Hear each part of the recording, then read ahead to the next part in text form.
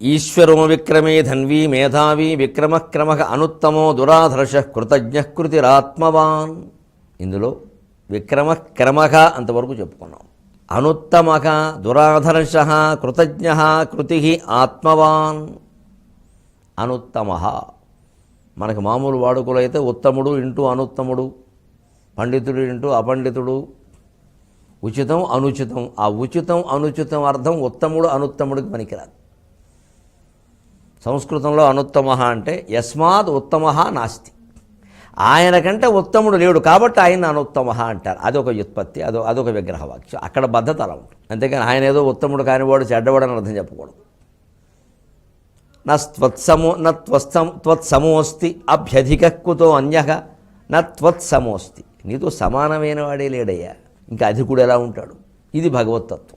అంత భగవత్తత్వం జీర్ణించుకున్న మహానుభావులు కూడా తమను తాము చాలా తక్కువ వాళ్ళుగా ప్రకటించుకుంటారు. హనుమంతుడు ఉదాహరణ. సుందరకాండలో అమ్మవారు నువ్వంటే ఇలాగా దూకి వచ్చేసేవయ్యా, సుగ్రీవుడి దగ్గర నీలాంటి వాళ్ళు ఎంతమంది ఉన్నారు, అందరూ దూకి రాగలరా, ఏం వస్తారంటావా, జరిగే పనేనా, నువ్వు రావడమే ఇంత కష్టమైంది, నువ్వంటే ఏదో ఇంత విశ్వరూపం చూపించావు కూడా, సరే నీ విషయం నాకు అర్థమైంది, అందరూ అలాంటి వాళ్ళేనా, అందరూ విశ్వరూపం చూపిస్తారు, ఆ విశ్వరూపం సినిమా చూసి ఊరుకుంటారు అని అడిగితే హనుమంతుడు అంటాడు, అసలు మద్విశిష్టాశ్చ తుల్యాశ్చ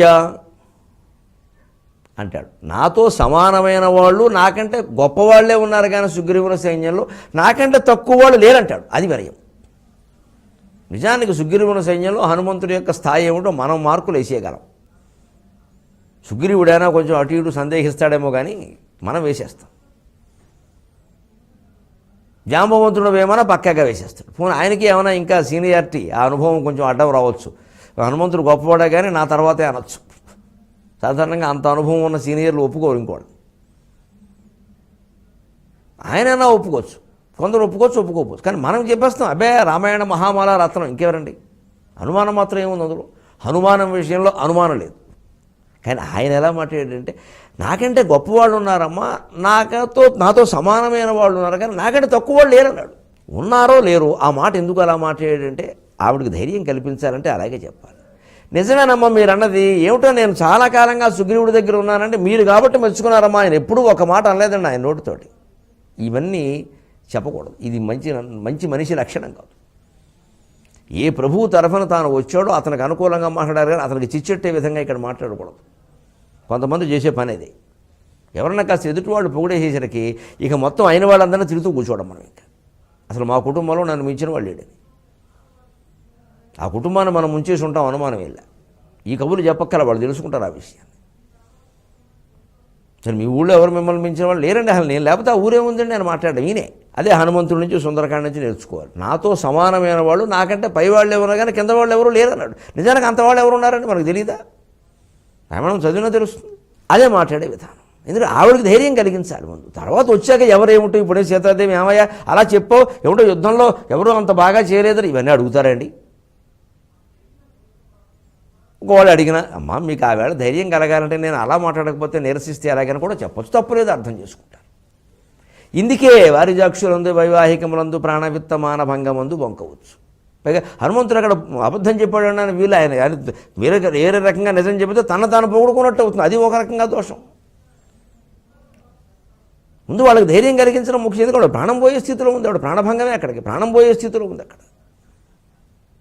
రావణాసుడు ఇంకా పనికిమాలిన కార్యక్రమాలకు సిద్ధంగానే ఉన్నాడు. అటువంటి స్థితిలో ఆవిడ ఉంటే ఆవిడకి ధైర్యం చెప్పి బయటపడేయాలి కానీ మనం పక్కా నిజాలు చెప్పడం, బేరీజులు వేయడం ముఖ్యం కాదు కదా. ఇలాగే సరిగ్గా అక్కడ ఆయన తనకంటే ఉత్తములు గొప్పవాళ్ళుగా ఉన్నారు కానీ తక్కువ వాళ్ళు ఎవరు లేరని చెప్పినట్టే అదే భగవంతుడి విషయానికి వస్తే భగవతత్వం అర్థమైన వాడు అలా మాట్లాడగాడు. మనం ఏం గ్రహించాలి భగవంతుడి విషయంలో? ఆయనకంటే ఉత్తముడు ఉండడు, అవకాశం లేదు. నా త్వత్సమోస్తి, నీతో సమానమైన వాడే లేడు. అభ్యధిక కుతో అన్యః, ఇంకా వేరే పైవాడెవరు ఉంటారు? ఈ భగవంతుడు నిరాకారం నిరంజనం అర్థం చేసుకోకుండా ఏదో ఒక మతం ఒక భావన అనుకోబట్టే మిగిలిన మతాల వాళ్ళందరినీ కాఫీర్లు అంటారు. భగవంతుడు సర్వాధికుడు అని అందరూ అంగీకరిస్తారండి. ఈ ఉగ్రవాదులు కూడా భగవంతుడు సర్వాధికుడు, ఆయన మించిన వాళ్ళు అంగీకరిస్తారు. ఆయన పేరు మీద హింస ఎందుకు జరుగుతోంది? అంటే ఆ భగవంతుణ్ణి ఒక భాషకి, ఒక రూపానికి, ఒక భావానికి పరిమితం చేశాం మనం. అంటే మనకు భగవంతుడు ఏమో అర్థం కాల. భగవంతుడు అర్థం కాని వాడు తుపాకీ పట్టడు. అసలు అర్థం చేయించే ప్రయత్నం చేస్తాడు. లేకపోతే మంచిది వాడి కర్మ, నాకెందుకు వచ్చింది, నా జపం నేను చేసుకుంటాను కూర్చుంటాడు. తుపాకీ పట్టినవాడు భగవంతుడు నమ్మినవాడు ఎలా అవుతాడు? ఏది తుపాకీ ఆయనే, తుపాకీ ఎవరి మీద పెట్టాడో వాడు కూడా భగవంతుడు స్పష్టంగా ఉంటే ఎలా పడతాడండి?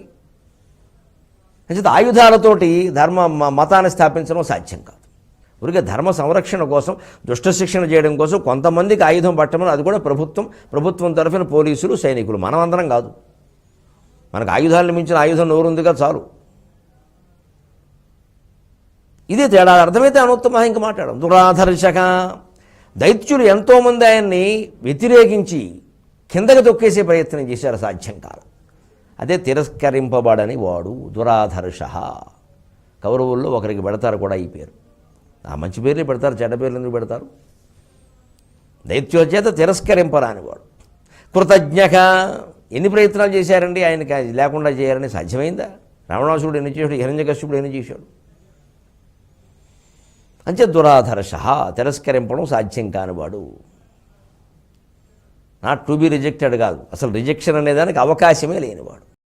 కృతజ్ఞక, మనం చేసిన కృతజ్ఞ అంటే మామూలుగా లోకంలో ఉన్న అర్థం ఏదో చేసిన మేలు మర్చిపోనివాడు అని అర్థం. అది కాదు ఇక్కడ. మనం చేసిన పుణ్యము పాపము అన్నీ ఆయన దగ్గర రికార్డ్ అయిపోయి ఉంటాయి, నిక్షిప్తమై ఉంటాయి. ఇదే కృతజ్ఞ. ఎందుకంటే ఇదివరకు మాటల్లో మనం క్రమహాన చోటు చెప్పుకున్నాం. మొత్తం నీ దేహంలో నా దేహంలో మనకి మధ్య ఉన్న ఖాళీలు ఆకాశ స్వరూపంలో వ్యాపించింది ఆయన. ఇంతకంటే మనం ఎక్కడా మాట్లాడడం, ఇంతకంటే మనం ఎక్కడా ఏం చేయం. కాబట్టి ప్రతిదీ అందులో నిక్షిప్తం అయిపోయింది. కృతజ్ఞక అంటే పుణ్యము పాపము రెండూ కృతజ్ఞమయ్యాయి. ఫలితాలు ఎలా వస్తున్నాయి? ఇక్కడే మనం చిత్రగుప్తుడి గురించి ఆలోచించాలి. ఆ చిత్రగుప్తుడు భగవత్ స్వరూపం. చిత్రగుప్త ఆరాధన, చిత్రగుప్తుడు నోము అని ఒక నోము ఉంది ప్రత్యేకంగా మనకి. సంస్కృతి ఎంత గొప్పదో ఉంటే నిజంగా తత్వం తెలుసుకుని చేస్తే అసలు ప్రపంచంలో హిందూ ధర్మాన్ని మించినటువంటిది లేదండి. అసలు అనుమానం ఎలా? ఒక చిన్న నోము, ఒక చిన్న వ్రతం కథ విన్నా చాలు. కథ చెప్పారు. ఏమిటి చిత్రగుప్తుడు? ఆలోచించండి. చిత్రం గుప్తం. ఎక్కడ? గుప్తం అంటే రహస్యంగా ఉంచడం. చిత్రం ఏమిటి? అంచేది కాస్త తికమకబడ్డానికి అలా పెట్టారు, కానీ నేను చెప్పేస్తా. నాకు ఆయన ఆదర్శం. చిత్తగుప్తుడు అసలు ఆ మాట. చిత్రగుప్తుడు కాదు. నక్షత్రాల్లో చిత్రా నక్షత్రాన్ని మనం చిత్తా నక్షత్రం అంటాం. అదో తికమక, దాని పేరు అసలు చిత్ర. మీరు పంచాంగం చూసుకోండి, దాని చిత్త అంటాం. ఇక్కడ చిత్తాన్ని చిత్ర అంటున్నాం. ఇది కావాలనే తికమకది. చిత్తంలోనే గుప్తంగా ఉంటాయి మనం చేసిన పుణ్యపాపాలన్నీ. పైకి ఎక్కడికి వెళ్ళవు, ఎక్కడా ఉండవు. అందుకే చిత్తగుప్తుడే లెక్క చెబుతాడు. మన చిత్తమే మనకు చెబుతుంది. మన మనస్సులో పుణ్యం జ్ఞాపకాలు, పాపం జ్ఞాపకాలు ఉండి సరిగ్గా ఈ శరీరంతో మనం అనుభవించవలసినవి అయిపోగానే ఈ మనస్సు ఇంకో శరీరం కోసం కలవరిస్తుంది, కలవరిస్తుంది, తపించిపోతుంది. అదే ఆ వచ్చే జన్మ జ్ఞాపకాలు ఎప్పుడైతే మనస్సులో ప్రవేశిస్తాయో అప్పుడు ఈ శరీరం రాలిపోతుంది, ఆ శరీరం అంటుకుంటుంది. చిత్రం ఏమిటంటే మనస్సు అక్కడే ఉంటుంది. ఒక యోగి ఆత్మకథ చదివితే జరుగుతుంది. ఈ వివరం అంతా తెలుస్తుంది. ఎలా ఉంటుందో, ఎలా పెడుతుందో, ఎలా అంటుకుంటుందో అన్నీ చెప్పారు అందులో. ఒక యోగి ఆత్మకథ, ది ఆటోబయోగ్రఫీ ఆఫ్ ఏ యోగి. మనస్సు అక్కడే ఉంటుంది, ఎక్కడికి వెళ్ళదు. వ్యక్తి ఎక్కడ పోయాడో అక్కడే ఉంది, ఎప్పుడూ అక్కడే ఉంది. ఈ మొత్తం ఈ ధరిస్తున్న శరీరాలు, జీవిస్తున్న జీవితాలు అన్నీ ఈయన భావనే. ఈ జన్మకి సంబంధించిన భావనలు ఆగిపోయి వచ్చే జన్మ సంబంధించిన వాసనలు ఆయనలో ఉన్నవి విజృంభించి అవి వంట పదార్థాలుగా మారి మనస్సును ఉడికించేస్తూ ఉంటే, కొత్త ఆడిపోతూ ఉంటే ఆ మనస్సు ఇంకో దేహం ధరించినట్టుగా ఓ భ్రమలో ఉంటుంది. ఇంతవరకు ఉన్న భ్రమ నుంచి ఇంకో కొత్త భ్రమలోకి వెళ్ళింది. ఈ భ్రమలన్నీ నశించడమే ముక్తి. అదే పునరపి జననం పునరపి జనని జఠరే శయనం పునరపి మరణం. ఏమిటిదంతా సంత అన్నారు శంకరాచార్య. అంచేత ఎవరి చిత్తంలో గుప్తంగా ఉన్న పుణ్యపాపాలు వారి చేత అనుభవాన్ని పొందింపజేస్తున్నాయి, వారి చేతనే ఇంకో జన్మను పొందింపజేస్తున్నాయి. ఇందులో ప్రత్యేకించి ఓ లోకానికి వెళ్ళి చిత్తగుప్తుడు పెద్ద పుస్తకం తీసుకుని సినిమాలో బ్రహ్మానందంలాగా చదివే అవకాశాలు లేవు. అది ఊరికే మనకు అర్థం కావడం కోసం చేసినటువంటి ఏర్పాటు. దీనికి ఇప్పుడు ఇలా చెప్తే భయపడరు కదండి. ఇప్పుడు భయపడుతున్నారేమిటి? భయపడకుండా ఇంకా చాలా సులభమైన ఉపాయాలు ఉన్నాయి మనకి. నువ్వు బ్రహ్మహత్య చేసినా పర్వాలేదు, వెళ్ళి కేదార్నాథ్లో మునిగి. మరి అంతకంటే దారుణమా ఇది? లోపల ఉన్న జ్ఞాపకాలు పోగొట్టుకోగలిగితే ఏ పాపాలు ఏ పుణ్యాలు అనుభవించగల. కానీ ఒక్కడ గుర్తుపెట్టుకోండి, పుణ్యాలు కూడా అనుభవించే అవకాశం ఉండదు. సిద్ధపడాలి. పుణ్యాలు కావాలి, పాపాలు వద్దంటే కుదరదండి. అలాగా రెండూ జ్ఞాపకం రూపంలోనే ఉన్నాయి. రెండూ జ్ఞాపకం రూపంలో పోవాలి అంటే భగవన్నామస్మరణ, నిరంతరం వేదాంత గ్రంథాలు చదవడం, బ్రహ్మాభ్యాసం అంటారు యోగ వాసిష్ఠులు. బ్రహ్మాభ్యాసం. ఎవరితో ఏం మాట్లాడినా భగవంతుడి గురించి, ఎప్పుడు ఆలోచించినా భగవంతుడి గురించి, ఏ పని చేసినా అది భగవంతుడి మీద దృష్టితోనే, ఎవరికి ఏమిచ్చినా కృష్ణార్పణమే. ఇదే బ్రహ్మాభ్యాసం. ఈ చేసిన వాడికి పాపాలు మిగలవు. కృష్ణనామం రామనామం జపించండి పాపాలు ఉండవనంటే ఈ ఉద్దేశం ఇది. ఊరికి పుస్తకాలు రాసి 1 కోటి 10 పుస్తకాలు పట్టుకెళ్ళి భద్రాచలంలోనో కాశీలోనో స్తూపం కింద పెడితే ఓ ప్రదేశం ఆక్రమించాం, ఓ తోట కట్టాం, ఓ పువ్వు పెట్టాం, వచ్చిందేం లేదు అక్కడ. ఈ మొత్తం 1 కోటి రాసే ప్రతిసారి కూడా మన మనసు అక్కడే ఉందా, అది పాయింట్, అది విషయం, అది పట్టుకోవాలి. అలా ఉండగలిగితే 10 చాలు, 1 కోటి అక్కర్లా.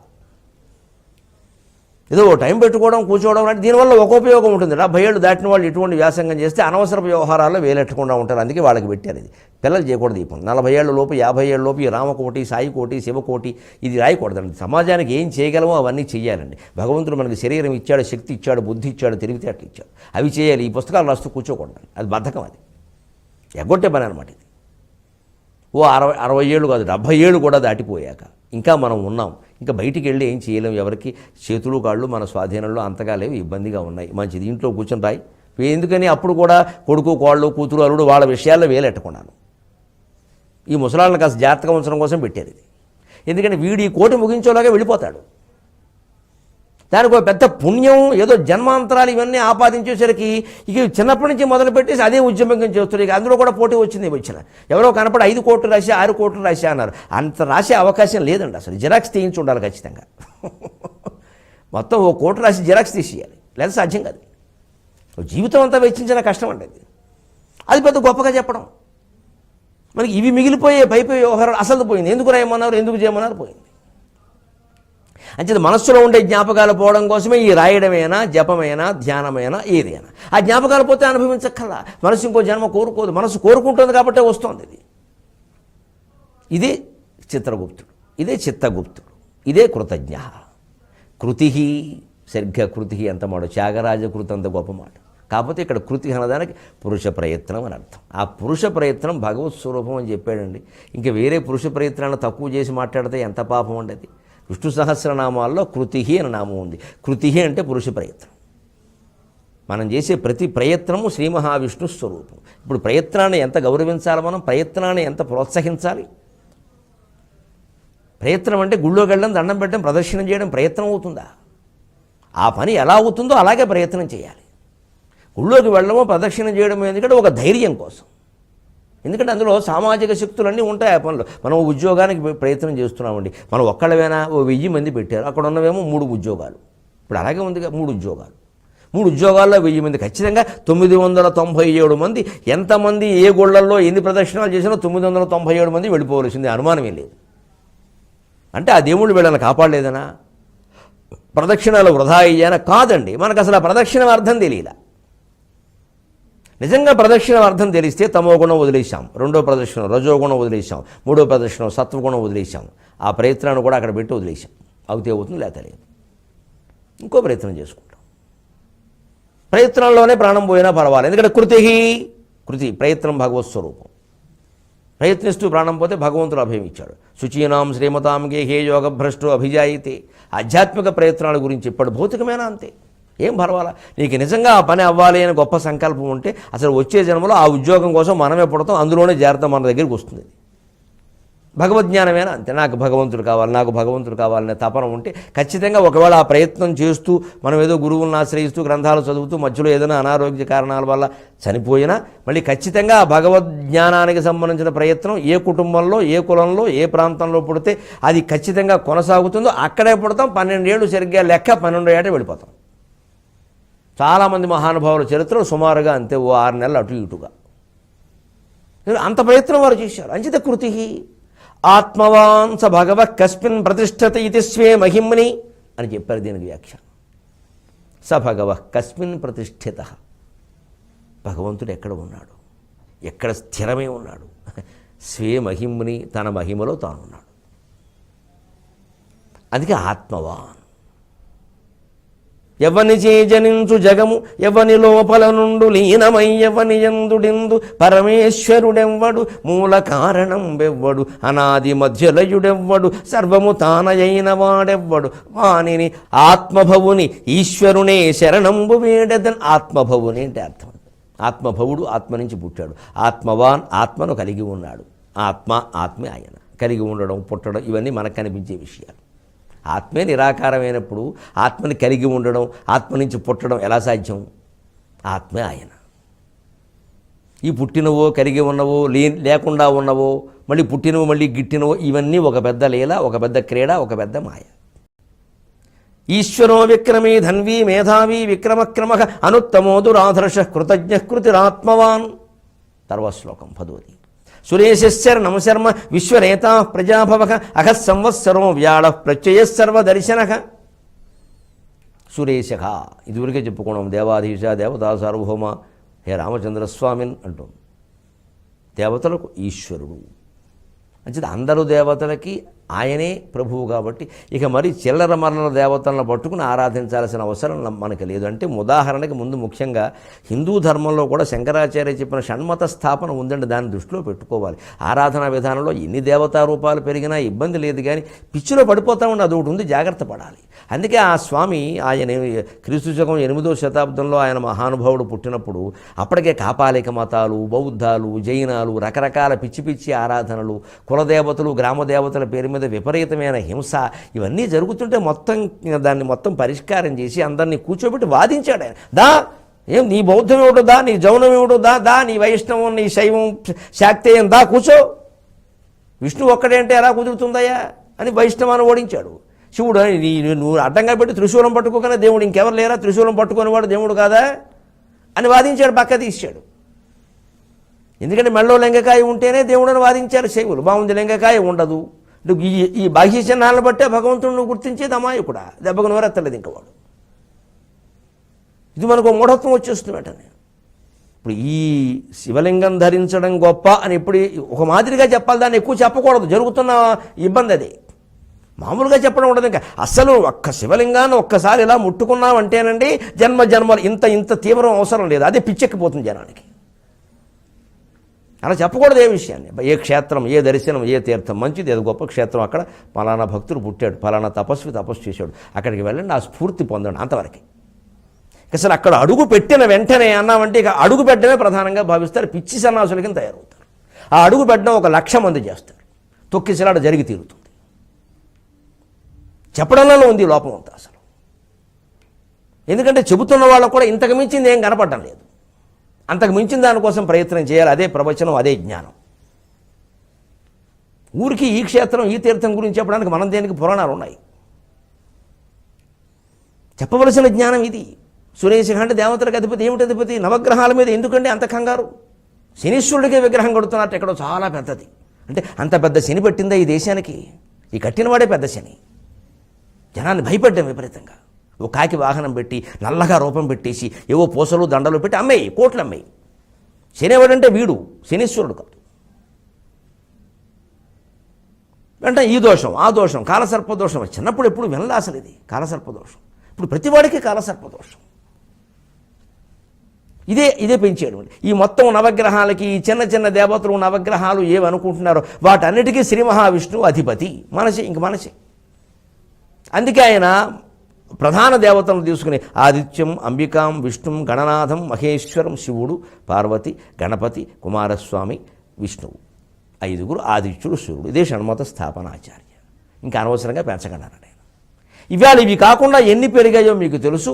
ఏ కులం వాళ్ళకి ఆ కులం దేవత, ఏ ప్రాంతం వాళ్ళకి ఆ ప్రాంతం దేవత, ఏ భాష వాళ్ళకి ఆ భాష దేవత. పెట్టేయండి వరుసగా. ద్వేషాలు పెరగడానికే ఉపయోగపడతాయి. మళ్ళీ వీళ్ళు ఎలా మాట్లాడతారు? ఇది మా కులం కాదండి, అందరూ రావాలని చెప్పండి. ఎందుకు చెబుతాం? మాకేం బుద్ధి లేదా? అసలు ఒక కులంలో పుట్టిన ఒక వ్యక్తిని ఏదో త్యాగం గురించి దేవతం చేయడం ఏమిటండి? చేసేస్తారు. దాని వెనకాల పురాణాలు కూడా వచ్చేస్తాయి. ఇక ఆ పురాణం అంటే వారందరూ దాన్ని అనుసరిస్తారు, వారికి అభిమానం ఉంది. మిగిలిన వాళ్ళకి సహజంగానే ద్వేషం ఉంటుంది. మేము ఎందుకు రావాలంటే ఆ గుళ్ళోకి? విష్ణుమూర్తి అయితే వస్తాం, అమ్మవారు అయితే వస్తాం, వాళ్ళ కులం దేవత గుళ్ళోకి మేము ఎందుకు రావాలంటే రారు. ఎంత చెప్పినా రారు. కారణం ఎక్కడొస్తుంది? అసలు మన కులం పేరు మీద దేవత ఉండాలని మనకి ఎందుకు అనిపిస్తోంది భావన? ఇది ప్రతి ఒక్కరూ ఆలోచించండి దయచేసి. నేను ఎవరిని దృష్టిలో పెట్టుకోండి. నాకు విశాలంగా మాట్లాడడం అలవాటు. నేను అద్వైతిని విశ్వసాగరమునన్ నీవంచు నేనంచు నీదిన్నాది జటంచు. నేను అద్వైతిని విశ్వసాగరమునన్ నీవంచు నీవంచు నేనంచును నీనాభేదము ముంచజాలు నెనను నిర్వాణ పర్వాకృతిన్. జ్ఞానానందమరంద బిందులహరి స్నానము శ్రీ శంకర ప్రాణం వైన కవిత్వ సంపద మదభ్యాసంబు నాకేమగున్. జ్ఞానానందమరంద బిందులహరి స్నానము శ్రీ శంకర ప్రాణం వైన కవిత్వ సంపద మదభ్యాసంబు నాకేమగున్. నేనద్వైతిని. 1000 కుండలు బద్దలు కొట్టి 100 బండలు బద్దలు కొట్టి చెబుతాను ఈ విషయాన్ని. నేను అద్వైతిని. అద్వైతాన్ని మించిన సిద్ధాంతం లేదు, రాదు. నా భూతక నా భవిష్యతి. రెండోది ఉంది అంటే మాయలో పడినట్టే. ఎందుకొస్తాయండి గొడవలు? అసలు అద్వైతమే ఉంటే అదే స్థాపించాడు ఆయన, అదే చెప్పాడు ఆయన. ఎన్ని రూపాలైనా మీరు ఆరాధించండి, అది అన్నీ ఒక్కటే అని తెలుసుకోండి అద్వైతం. ఆ రూపాల సంఖ్య విపరీతంగా పెంచకండి. ఇంకా పెరిగిన కొద్దీ అభిమానాలు పెరిగిపోతాయి. ఇంకా ఎవరి భాష ప్రకారం వారంటారు. ఇక ఈ మధ్య మీరు చూడండి, తెలుగు భాష మీద దాడే జరుగుతుంది దేవుళ్ళ పేరు మీద. కొందరి పేరు మీద మరాఠీ, కొందరి పేరు మీద తమిళం, కొందరి పేరు మీద మలయాళ మంత్రాలు కూడా వచ్చేసేయి వచ్చాను. మనవాళ్ళు పనికిరారు, అందులో కూడా మలయాళం వాళ్ళు రావాల్సిందే. కొందరి పేరు మీద హిందీ, ఎక్కడా తెలుగు లేదు. ఎంత బాధగా ఉంటుందో నాకు చూస్తుంటే. ఒక్క నెలలో కూడా ఒక్క తెలుగు పద్యం స్పీకర్లో ఏ గుడి గొట్టంలోంచైనా వినపడుతుందేమో చూస్తా. రాదండి. గుళ్ళోంచి అభిషేకం చేసిన జలం వచ్చే నీళ్ల గొట్టంలోంచి కూడా తెలుగు రావట్లేదండి. ఇవేవో భాషలు ఎవరికీ అర్థం కానివి. ఎంత బానిసలమైపోయాం. ఆ బానిసత్వం నుంచి బయటపడాలి. సురేశ సర్వదేవతలకి అధీశ్వరుడు పరమాత్మ. ఆ పరమాత్మ యొక్క ఒక రూపం విష్ణువు. మళ్ళీ విష్ణువు మాయలో పడకండి. శివుడు మాయ వేరు, విష్ణువు మాయ ఇదో అజ్ఞానం. ఆ ఒక రూపం విష్ణువు, ఒక రూపం శివుడు, ఒక రూపం గణపతి, ఒక రూపం కుమారస్వామి. ఇంకా పక్కాగా చెప్పాలంటే ఒక రూపం నువ్వు, ఒక రూపం నేను. అపురూపం తెలుగు భాష.